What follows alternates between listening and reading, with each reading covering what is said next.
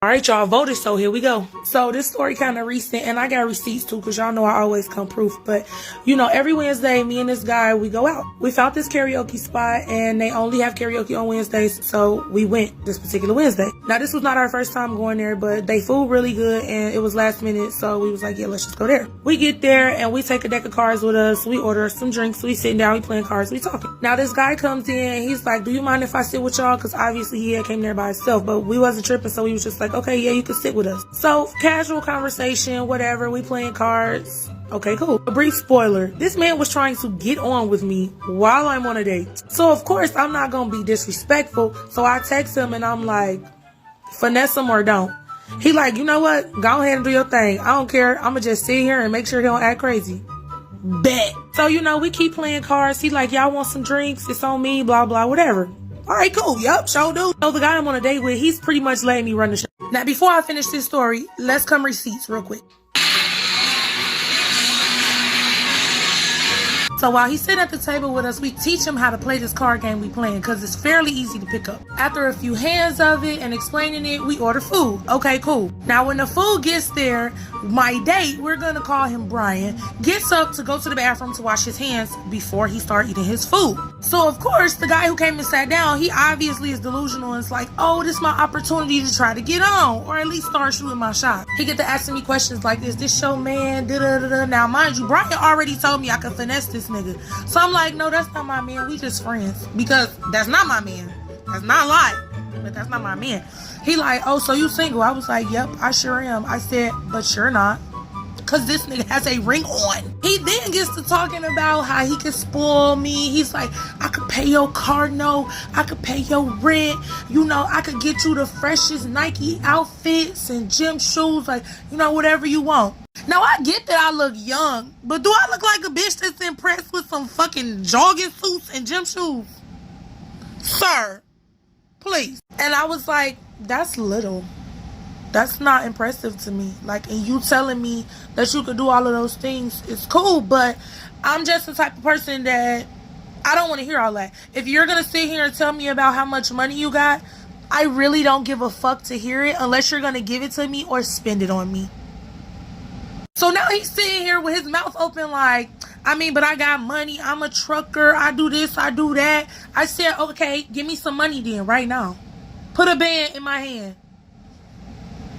He like, nah, it ain't gonna be that easy. Like, I mean, don't get me wrong, you pretty and all, but it's not gonna be that easy. I looked this nigga square in his face and was like, you could not possibly be asking me for no Gucci. For some Nike jogging suits or some gym shoes. Big dog, what type of dummy do you take me for? Then tries to bring up his wife like, yeah, you know, she already know what it is. I said, I don't care about none of that. I'm going to help you respect her. You're either going to give me the money you're talking about you got, or you're going to spend it on me.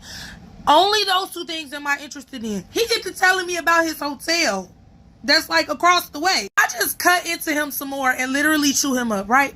So then Brian comes back from the bathroom. I leave and I go to the bathroom to wash my hands before I eat my food. I come back from the bathroom. Brian give me this look like, you good? Yeah, I'm good. Now, I didn't tell Brian what he said until we got in the car to leave. We all eating our food and stuff like that, yada whatever. We finish eating, we get a to-go box. And all right, now let's sing some karaoke. Brian get up to go put his name on the list to sing karaoke. I'm sitting at the table. The way to bring the bill, he pay. He like, give me y'all receipts. I got all of it. Okay, bet. Then he go, now like I said, we come in receipt. Tomato.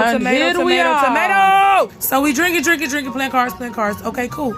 Then Brian get called up to the stage because his song is on the list or whatever. Because remember I told y'all he wrote his name down. Now he watches Brian and he says to me, man, that nigga gay. And at that point, the little bit of filter that I was using to finesse him, I just took it completely off. I'm like, no, what's actually gay is the fact that you're married. What's even more gay is the fact that you're trying to get on with me and you're broke. You just sat up here and told me about how your white friends don't let you spend money around them and how I need to get white friends so that they can spend money on me too.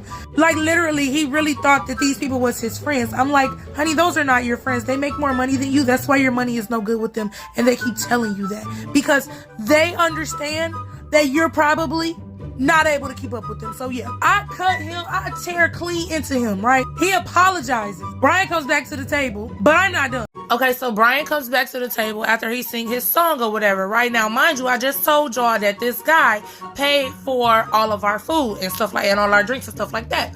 So when Brian comes to sit back down, I hand him his card and I said, say thank you. Brian looks at him and he says, thank you. I appreciate it. He don't even know what he thanking him for, but he put 2 and 2 together like, where's the receipt for me to sign? And he don't see it. I'm like, say thank you. I texted you earlier. He does like this and puts his card back in his wallet. Now, of course, because I never seen Brian turn up for real and I don't really want it to be no beef, I still don't tell him what this guy said at the table while he was up there singing his song. And honestly, it's funny to me because as the night continued, like, we wasn't there for that much longer after this because Brian asked me, like, you ain't gonna do no song? I'm like, nah, I think I'm getting sleepy. And so he puts 2 and 2 together like, all right, this ham ass nigga probably said some shit while I was gone. So he texts me like, you ready to go or what do you want to do? Now, honestly, because this nigga just got on my nerves and the night is still fairly young, I still want to drink. And so I'm like, yeah, I'm thirsty. I think I want to drink some more. And so he like, okay. So the waiter come over. I'm like, yeah, let me get this, blah, blah, whatever. And he like, I got y'all drinks. Because now he's trying to prove to me that he not broke because I called him broke. You broke, big dog. And you paying for these $10, $15 drinks, it's not doing nothing because you really thought you was doing something. Our food was really no more than like $45, $50 at the absolute most. And that's including drinks. You're not impressing me with $50. And then when he was going on and on about the Nike shoes and the gym shoes and shit, he was like, look at me. I'm fresh. And I'm like, you a little musty. You should have hit your hotel before because I'm wafting, like funk. That's not a Eau de Parfum. You know what I'm saying? Like, that's not what I'm smelling. Anywho, we playing cards, right? I text Brian and I tell him, I need you to walk away so I can finish this nigga because I'm not done cutting up on him and the little slick comments because Brian he not putting 2 and 2 together because he just like, long as this nigga don't cut up while I'm sitting here, like we cool. I personally was getting annoyed and I was over the miniature showboating with these cheap ass drinks. Like, no. Brian says, I'm gonna go take a smoke break. I'll be back. Brian doesn't smoke. Brian gets up and I just have to tell him, listen, big dog, you broke and you don't got it. And on top of that, you ugly and you married.